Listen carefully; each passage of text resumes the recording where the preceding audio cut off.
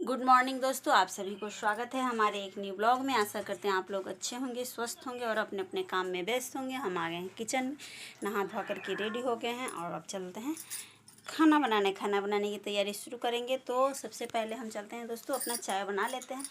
पहले तो इतना सारा दूध ले रखे हैं, 2 कप चाय बनाना है, ज़्यादा नहीं बनाना है। तो चलते हैं, पहले हम अपना चाय बना लेते हैं और उसके बाद फिर हम खाना अपना बनाएंगे।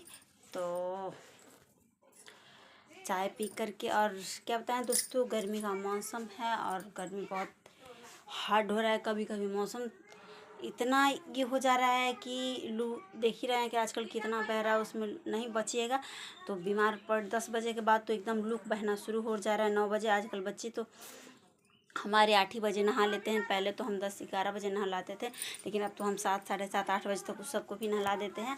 और उसके बाद फिर हम कुछ करते हैं तो बच्चे लोग को भी नहला धुला दिए हैं, मालिश वगैरह करके। और हम अपना किचन में आ गए हैं और चाय बनाएंगे, फिर हम पियेंगे और हमारी सासू माँ पियेंगी। और उसके बाद फिर हम जो है हम अपना सब्जी वगैरह कट करेंगे। तो उधर में पहले हम चाय चढ़ा दिए हैं, अब चलते हैं हम अपना सब्जी वगैरह जो है कट कर लेते हैं। सब्जी में देखिए हम क्या बनाने वाले हैं। आज सब्जी में बनाने वाले हैं दोस्तों,